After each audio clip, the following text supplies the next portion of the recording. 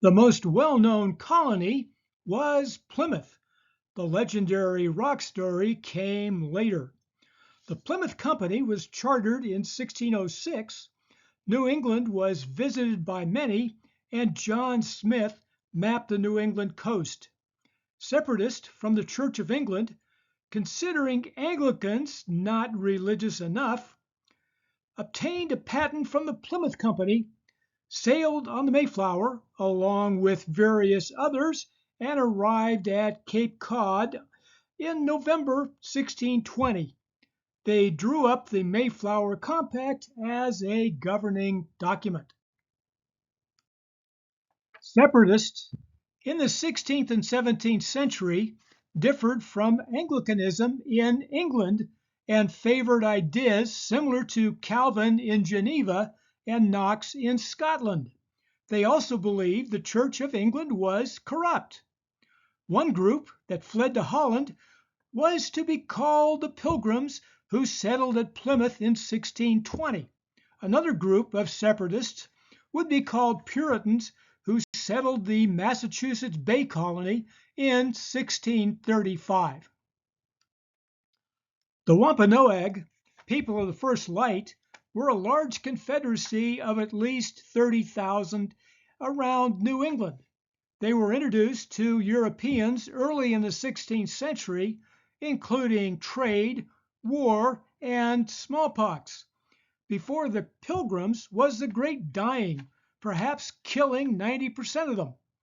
They kept their distance when the Pilgrims landed, but not expecting a fight because the Pilgrims brought their women and children.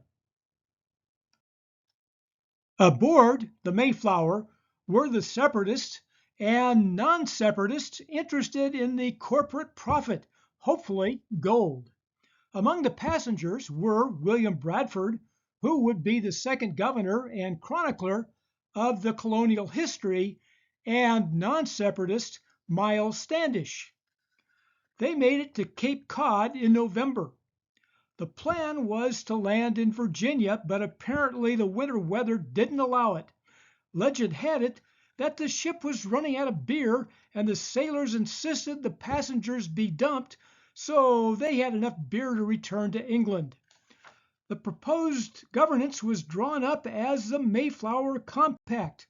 Then they came ashore. The first settlement was at the abandoned Indian village Patuxet, which was decimated by plague. Governor Bradford called this tragedy the good hand of God, which favored our beginnings. Like Jamestown, the Pilgrims quickly faced starvation, having arrived with little food at the start of winter with evidence of scurvy. They found some food at the village and expected to catch fish, but found their gear ineffective.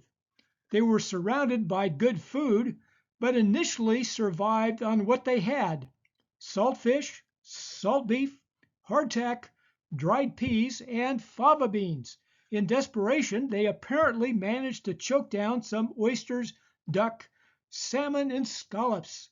About half the settlers did not survive the winter, in part because of starvation and diseases, including scurvy.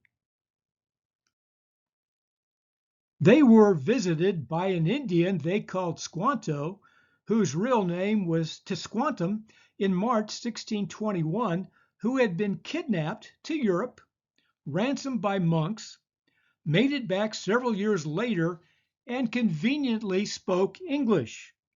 Squanto's own tribe, they were the Patuxet, had been wiped out by disease. He had no place to turn and felt uncomfortable with both the Pilgrims and other Wampanoag. Squanto convinced the Wampanoag sachem, Massasoit, to meet with the Pilgrims. The Wampanoag had been ravaged by smallpox and hoped to use the Pilgrims as allies against their enemy further in the interior, the Narragansett, whose turn to get decimated by smallpox came later. The treaty lasted, but was bad for the Wampanoag long term, as the ultimate success of the Pilgrims brought colonists by the thousands. The treaty did lead to a lucrative fur trade, useful for both sides.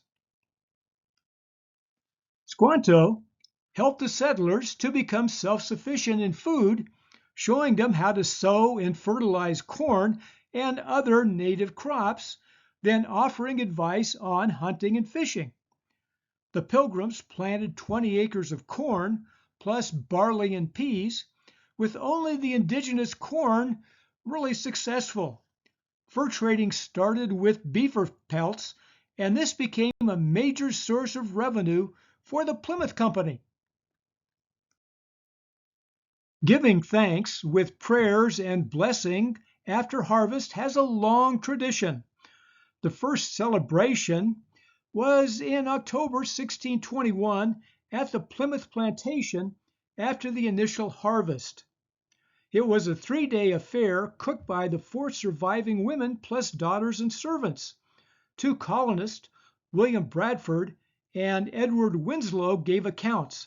According to Bradford, the men fished for cod and bass and shot waterfowl, wild turkeys, and deer.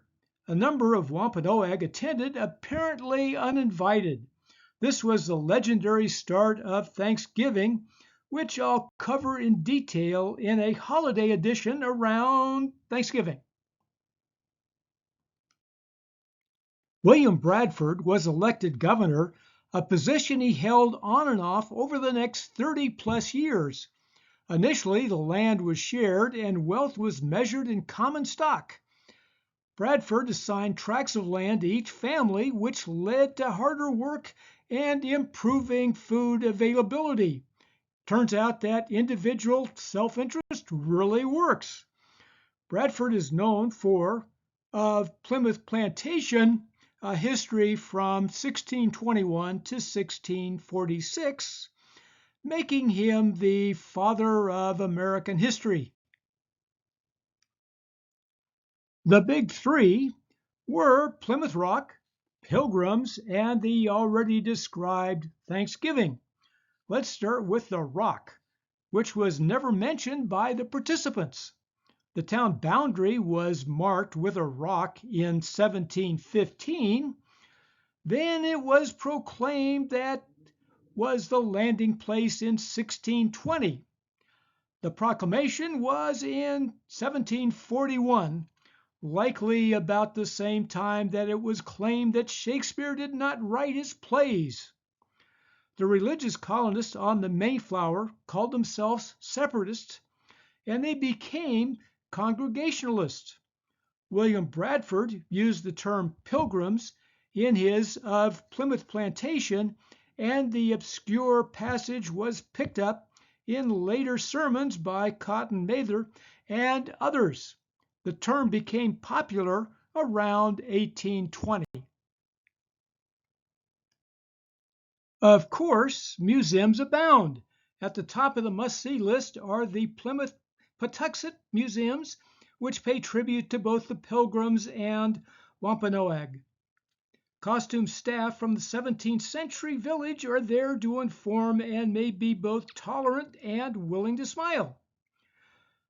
The Pilgrims stressed bread, beer, and meat to eat, then expanded their food choices based on native advice. Attention is paid on the crops the native groups planted, the 3 sisters of corn, beans, and squash, plus melons. Some 4,000 to 5,000 Wampanoag still live in New England. The Plymouth grist mill is food tech oriented, a reconstructed 1636 mill to grind corn and grains. The Mayflower, too, is a particular hit in Plymouth Harbor. The ship sailed from Plymouth, England, to its current spot in 1957. Jamestown and Plymouth got the ball rolling, and thousands more wanted a new start in an unknown land. Next time on Food History and Mystery.